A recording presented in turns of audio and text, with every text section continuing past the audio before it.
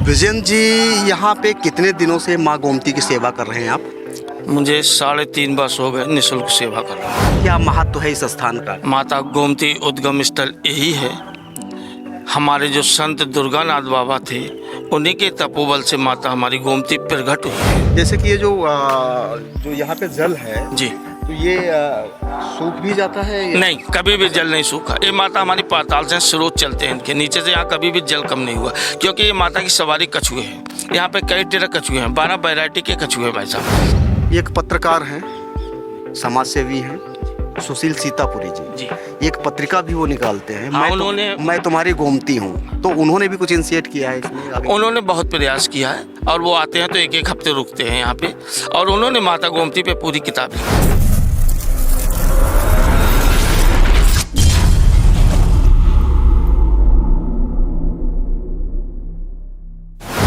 पीलीभीत एक ऐसा जिला जो विभिन्न खूबियों से भरा हुआ है। अगर पीलीभीत की बात करें तो बांसुरी नगरी से प्रसिद्ध है। वहीं बात करें टाइगर्स की तो यहाँ पे पीटीआर है, पीलीभीत टाइगर रिजर्व है। वहीं बात करते हैं गोमती नदी की। अगर नदियों की बात करें, 5 अहम नदियों में, महत्वपूर्ण नदियों में, पवित्र नदियों में गोमती जी भी आती है, जिन्हें आदि गंगा कहा जाता है। ये माँ गंगा की सहायक रिवर है, नदी है।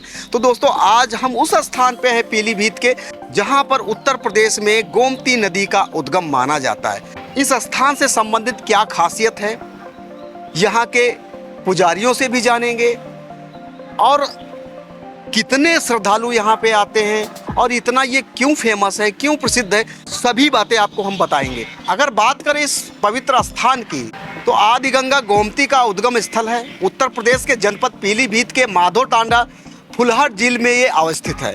भूगर्भ जल स्रोतों से उद्गमित गोमती नदी उत्तर प्रदेश के प्रमुख जिलों, अगर बात करें तो शाहजहांपुर, हरदोई, लखनऊ, सुल्तानपुर, जौनपुर आदि जिलों के बृहत्तर क्षेत्रफल को अभिसिंचित करने का काम करती है, जो लगभग 960 किलोमीटर की प्रवाह यात्रा पूर्ण कर वाराणसी के निकट मार्कंडेश्वर आश्रम के पास गंगा नदी में मिल जाती हैं। गोमती नदी के तट पर उत्तर प्रदेश की राजधानी लखनऊ, जो प्राचीन काल में लक्ष्मण नगरी के नाम से जानी जाती थी।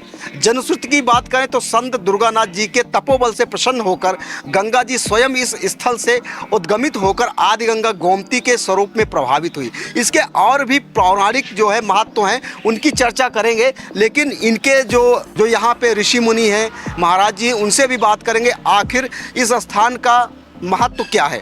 आप वीडियो में देख रहे होंगे कि मतलब एक जलाशय टाइप का है, पौंड तरीके से है, तालाब तरीके से, या इसे तीर्थ कहें या नदी कहें या कुछ भी सोचे, ये वही स्थान है जहाँ से आदि गंगा गोमती का उद्गम हुआ था।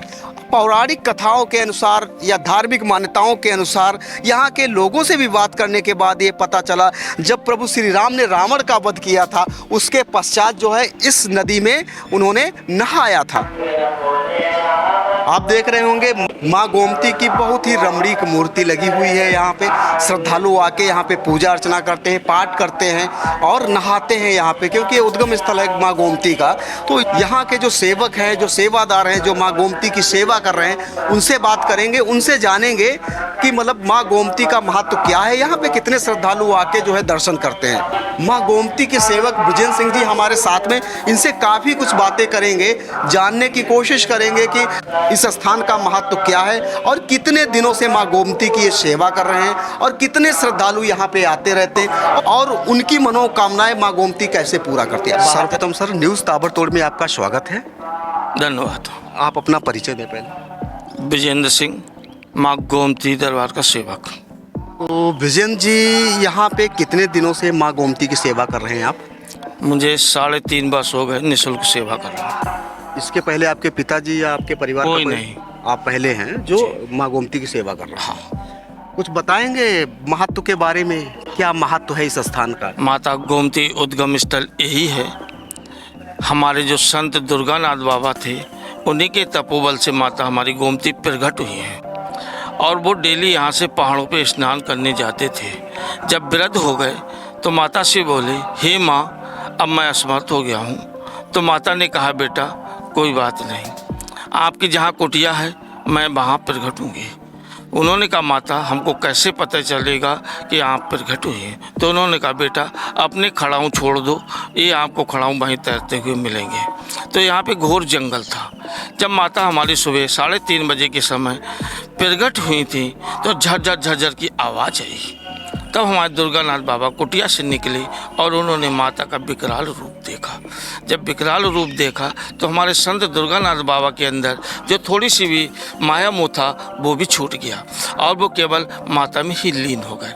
और उन्होंने कहा माता अगर यही रूप रहा तो यहाँ तो सारी धरती कट जाएगी, आपके बच्चे तपस्या कहाँ करेंगे? तो उन्होंने माता से प्रार्थना की कि हे माँ गोमती हमको 9 स्रोत स्नान को दे दो और यहाँ से थोड़ा थोड़ा सा आप गुप्त होते हुए और बीच बीच में आप दिखाई पड़ते रहे। उसके बाद यहाँ से 21 किलोमीटर पे हमारे इंद्र देवता एक कोतरनाथ थे जिनको अश्राप था। उनको यहाँ से 21 किलोमीटर कौन सा स्थान है वो? एक कोतरनाथ सिरसा के जंगल में। सिरसा के जंगल जी। सिरसा तो हरियाणा में पड़ता है? नहीं यहाँ पे यहाँ से पूरनपुर से 8 किलोमीटर जंगल है। तो उन्होंने इंद्र देवता को अश्राप से मुक्त किया और उनके स्रोत ओपन भी आए इकोतरनाथ से। फिर इकोतरनाथ, सुनासरनाथ, मोहम्मदी, शहजानपुर और सीतापुर से बह गई। लखनऊ में जाके इन्होंने अपना विकराल रूप लिया। गाजीपुर होते हुए, मारकंडे होते हुए गंगा जी में विलीन हुए। भगवान राम जब रावण का वध करके लंका से लौटे थे तो इसी नदी में स्नान किया था और शस्त्र धोए थे और पवित्र होकर तब अयोध्या वापस गए। ये घाट सुल्तानपुर के पास धूपाप है। लक्ष्मण ने इनके तट पे नगरी बसाई जो लखनऊपुरी है, आपकी लखनऊ लक्ष्मणपुरी। हाँ लखनऊ। जी हाँ लखनपुरी। नैमिष में सारे ऋषि मुनि और देवताओं ने महाभारत की रचना की थी। अधिकतर माताएं हमारी पहाड़ के झरनों से हैं। माता गोमती पाताल से हैं और ये माता आज भी भगवान राम की तरह मर्यादा में बंधी हुई है, क्योंकि बारिश के समय हमारी सभी माताएं उफान पे होती हैं। तो कहीं तो गांव बहा ले जाती हैं, कहीं किसान की फसल ले जाती हैं, मगर माता गोमती के इतिहास में नहीं है जहाँ माँ गोमती। और यहाँ पे हमारे 2 मेले लगते हैं, एक गंगा स्नान को जिसमें 30-35 हज़ार आदमी हो जाता है और यहाँ पे स्नान करते हैं सुबह के लोग, और एक अभी जेठ के दशहरे को लगेगा, इस पे भी 20-25 हज़ार आदमी हो जाता है। थोड़ा गर्म मौसम होता है, ठंड में अधिक आदमी हो जाता है। जय माँ। यहाँ पे अगर बात करें जैसे कि आपने बताया कि 2 मेले एक वर्ष में लगते हैं, तो उन मेलों में तो काफ़ी श्रद्धालु आते होंगे। हाँ मैंने गंगा स्नान को आपको बताया जो नवंबर या दिसंबर के पहले हफ्ते में पड़ती है, तो उसमें कम से कम 35 हज़ार आदमी यहाँ आ जाता है और 3:30 बजे से स्नान शुरू कर देता है। 35 हज़ार बहुत बड़ी संख्या है। अगर बात करें सामान्य महीनों की जी तो निरंतर कितने श्रद्धालु आ जाते हैं लगभग? हाँ तो अब जैसे हमारे यहाँ सोमवार दिन जो है अधिक महत्व है, संडे का दिन अधिकारियों की छुट्टी होती है, इन दिनों में ज़्यादा भीड़ रहती है, जैसे शनिवार को कम रहती है। और तो हर दिन यहाँ पे भीड़ रहती है क्योंकि अब शादियाँ तय यहीं लोग करने लगे हैं, रिश्ते अगर तय होते हैं तो यहीं लोग करने लगते हैं।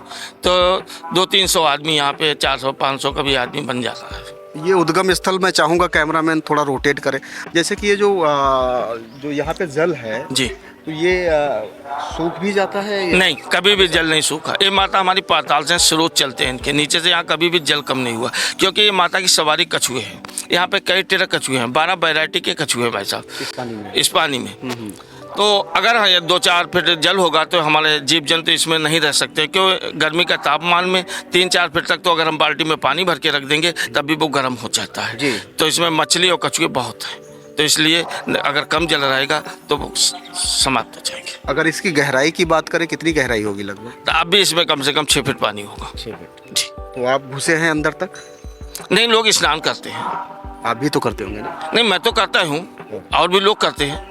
तो क्या जब बारिश के मौसम में ये भर जाती है? बारिश के समय से जो इन पुलों जो बने आपको दिखाई दे रहे हैं, इनके पुलों के ऊपर से पानी चलता है। इन पुलों के चाहूँगा वो पुल जो बना है, ठीक है, उसके ऊपर से पानी चलता है। इधर जो एक जो पुल खसाया गया उसकी जगह पे दूसरा बना गया, इस पुल से भी ऊपर से पानी चलता है। क्योंकि सारी माताएं हमारी जो हैं बारिश के ही समय उफान लेती हैं, उसके बाद माताएं हमारी सब शांति हो जाती है। जी। अगर बात करें सरकार की, तो सरकार ने कुछ फंड इसके मानवीकरण के लिए, सौंदर्यीकरण के लिए अलॉट किया? अभी हमारे यहाँ सरकार ने केवल पर्यटक विभाग से आया है। पर्यटन विभाग से आया? कितना फंड है? तो एक मैरिज हॉल बन रहा है। अच्छा, मतलब जो फंड आ रहा है उससे मैरिज हॉल बन रहा है, और भी कुछ उससे?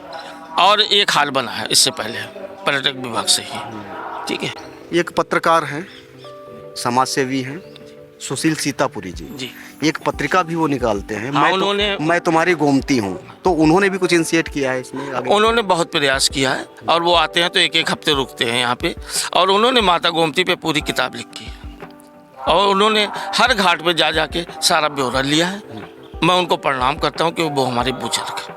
ये थे विजेंद्र सिंह, जिन्होंने आदि गंगा गोमती के महत्व को बहुत ही आसानी से, बहुत ही सरल शब्दों में आप तक पहुंचाने का काम किया। दोस्तों, अगर बात करें गोमती की या नदी की बात कर लेते हैं, धार्मिक मान्यताओं में उनका अनुपम स्थान तो है ही, लेकिन अगर बात करें भारत की, जहां पे 70% आबादी गांव में रहती है और कृषि पर निर्भर रहती है, तो कृषि के लिए भी नदियां जो है कहीं ना कहीं जीवन देने का काम करती हैं। अगर बात करें किसानों की, तो इससे जल लेकर जो है खेत सींचने का भी काम करते हैं, मानव जीवन को बचाने का भी काम करते हैं। नदियों का जलस्तर तेजी से नीचे जा रहा है, इस पे सरकार को भी कवायद करनी चाहिए। साथ में जो नागरिक हैं, जो भारतीय लोग हैं, भारत के वासी हैं, उनको भी ऐसी पहल करनी चाहिए जिससे कि नदियों को बचाया जा सके, क्योंकि जल ही जीवन है। अगर जल संरक्षित रहेगा, जीवन संरक्षित रहेगा। तो दोस्तों, आज आदि गंगा गोमती से संबंधित ये वीडियो आपको कैसी लगी, कमेंट बॉक्स में जाके अपनी राय जरूर दर्ज करें। आप देख रहे हैं न्यूज़ ताबड़तोड़,